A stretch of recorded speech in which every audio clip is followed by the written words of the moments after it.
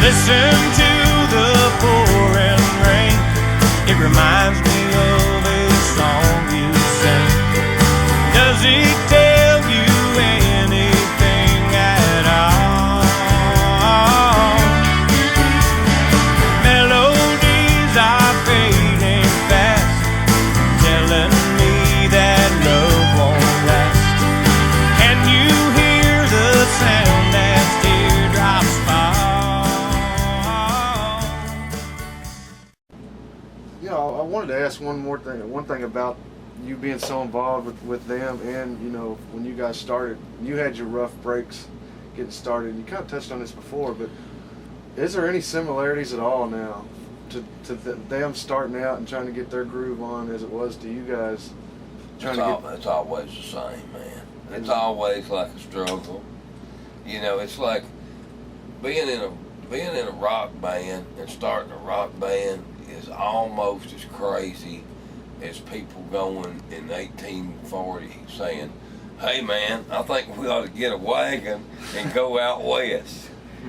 And it's really, that's what it compares to. Yeah. It's about as much lunacy to it as that, because you know, you don't know what's out there, and you know, you're talking about going, okay, you know, let's see, I got two choices. I can get a job, or I can go to college and then get a job, or I can be in a rock band.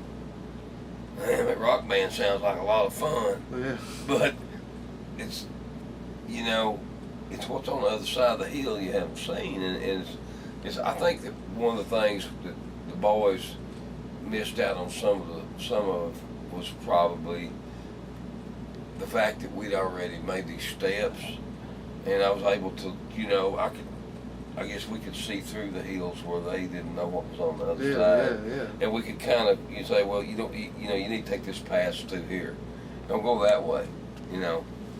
Get an arrow in the butt if you do, you know, so, or something. I don't know, but I think that probably, and they were pretty good listeners too. They didn't fight the idea. I mean, they were willing to go, well, you know, hey, well, we ain't been there. They have. Let's just follow this route and see what happens. Mm-hmm. And so I think a lot of the dues that we paid probably helped them. Yes, I do. But once again, I tell you, man, it didn't make any difference. You know, they were going to make it anyway because they just had this drive that, you know, yes, it helped them. Yes, did I call New York? Yes, did I get people to come and see them? But they're smart, man. They're not like we were. Kids were more naive back then, you know, in the day, in the 60s and stuff. And we lived in central Kentucky, man. We didn't live in Hollywood where we could just walk down the street and look down in that thing and see the movie stars in there, or see these rock bands on Hyde-Ashbury jamming like the Jefferson Airplane, the Grateful Dead. We didn't have that kind of exposure.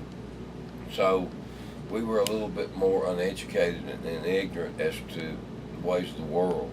Mm-hmm. And today, you know, kids have got more access with computers and things, and they got a better streetwise. I think rural kids are more streetwise than they used to be. I mean, when we grew up, man, you know, damn, you give us a RC and a moon pie and some hot-looking chick, and we didn't care to sit on the practice house. We didn't care anywhere else. We thought it could just be like that, you know. That's awesome. Well, what's money, huh? Yeah. Oh yeah, you gotta have money, man, if you want to do this, for real. Yeah. Because, you know, first the chocolate milk and the RCs disappear, and then the girls. So What made you all? What was that point where you really believed that you guys could actually do it from here? You know what I mean? That boggles my mind because there wasn't anything like that. Man, It's a lot. It's not easier now. stone But cold idiocy. All I can tell you, man. It's just, you know, not knowing any better. yeah, It really. I mean, nobody told us we couldn't do it, and we just, you know, I mean, people. That's why we have a company called. My brother and I have a publishing company called Them Young Boys Music, and I remember being a little boy and you know, people say, well, them damn young boys, they ain't never gonna mount nothing. They're down there in that house beating and banging. What's that all about, you know? Mm-hmm. They need to get them a job. you know, get down there and help our daddy on that farm, do all that stuff. And we worked on the farm, but we worked in the house too. And we just never gave up. Perseverance, drive, and being a little bit badass too, playing.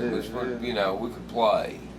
And I remember, hell, when I first met Greg when we started teaming, I don't think he's got any better today. You know, he's just as good as he was then, and Fred too. You know, I'm the weaker musician in the band of all the guys, but I'm the songwriter guy. You know, and I better have something that'll kick my ass out. You know, but that's kind of where I come in. Is you know, the guitar strummer who happens to write melodies and lyrics, and that's what I do. But the other three guys are all very accomplished musicians, as I see, you know. And everybody says, well, you know, I just don't sit around with the guitar in my hand or practice it or something, man. I'm kind of a Saturday night picker, you know. Yeah. I'm here, give me a 6-pack of beer and my guitar, and we'll entertain some people. And but the other guys are very, especially Greg. Greg is a musicologist, and he's very much into his instrument. And he's got a new guitar coming out everybody should know about, too. Greg is one of the only people in the world who own one of these guitars. It's called a 1958 Gibson Les Paul. And it actually belonged to Ed King from Leonard Skinner. I don't know where Ed got it, but he wound up, Hank Jr. wound up with it. And when we were on tour, we were selling so many tickets for Hank Jr. and we weren't making a lot of money, getting paid a lot to do it. But I guess Hank just felt one night, he just handed Greg his guitar. It's like a $350,000 electric guitar now. There's only 300 of them, 300 so many. And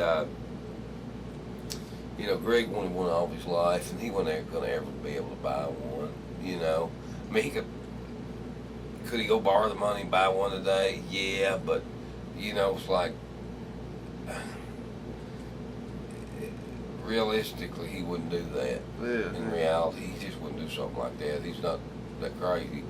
But, you know, if anybody ever deserved to be given one, it's Greg, man.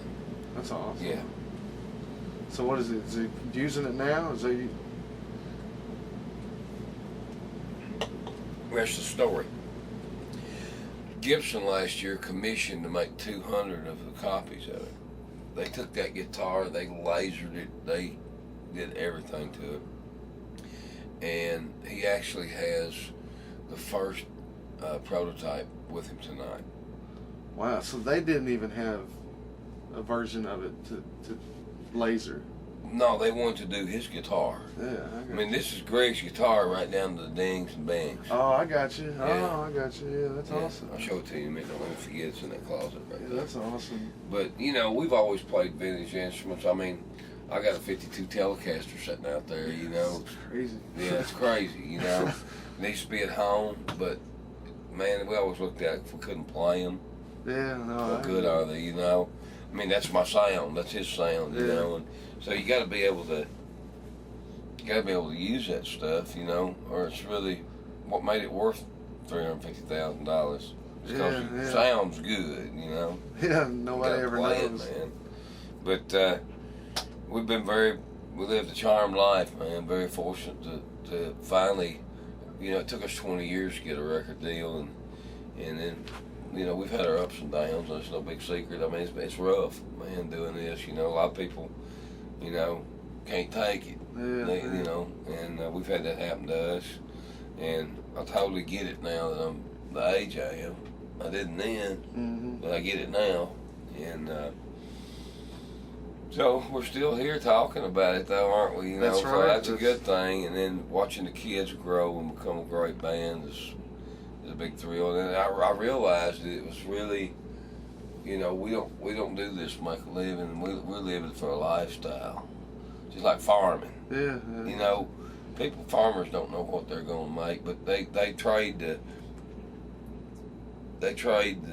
security of being wealthy or having plenty for that lifestyle of living on that land and living from the land. What they know. Yeah, what they know. And so what we do is a lot like that. And I mean, I'll be honest with you, man. I've never said this to anybody, but some of these, especially in country music, some of these artists, these people, I call them artists, they ain't art, but art what they're doing, but you get around some of these people and they're so manufactured, they're not really in it for the love of music, man. Mm-hmm. It's just, they got this idea that this is what they wanted to do all their life yesterday. Maybe something else, won't be a ball player tomorrow, but they're successful at it because they were going to be successful whatever they were business-wise.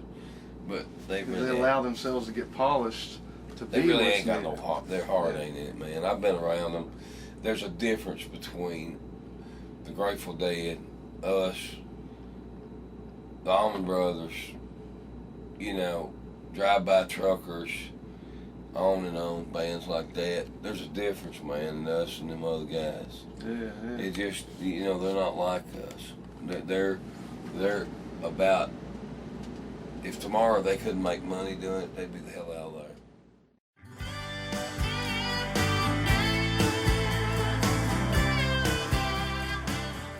You know, 'cause man, it was cool growing up in the 70s, early 70s, seeing these bands that play bars, they'd come to Bowling Green and play, and we'd get to open for some of them. And, you know, Grinder Switch, what a great band.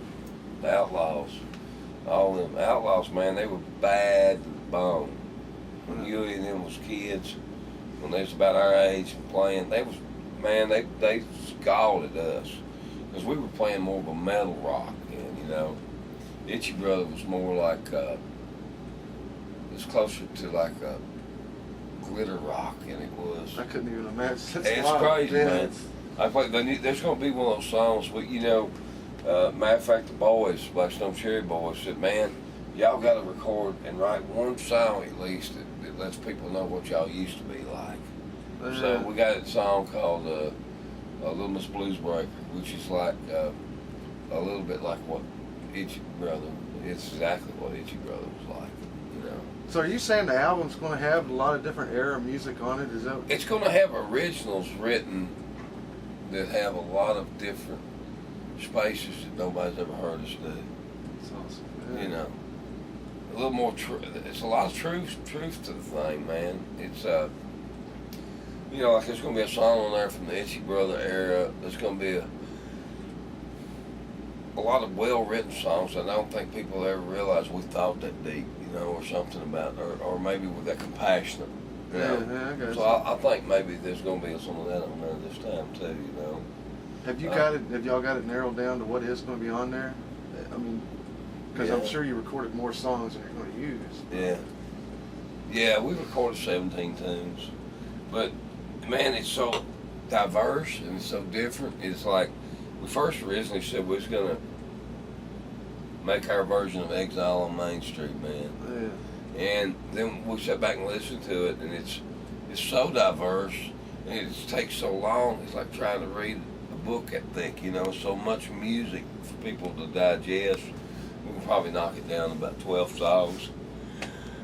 And then what we'll do is we'll make all those other songs available on iTunes and things like that, but I think an album has to always read like a book, man, a novel.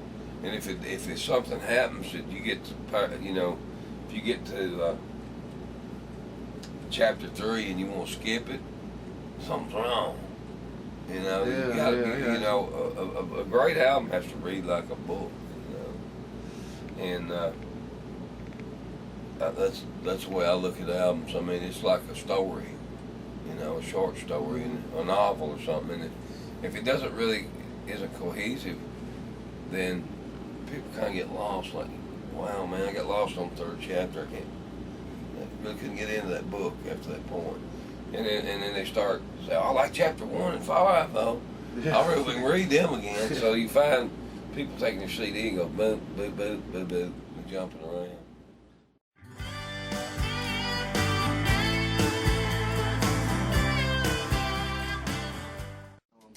Anything you want to add that people might need to know? Well, we're very excited about this record, you know, the Headhunters record, and it's going to come out sometime mid-October probably, and no later than Halloween, let's put it that way. And I want everybody to really keep in mind, you know, to go out and check it out, because we got to do something that, through all the records we've made and everything, we got to do something we never got to do, was record on a farm. And we did a lot of different kind of music, man. I think it's freaked people out a little bit, man. You know, I really do.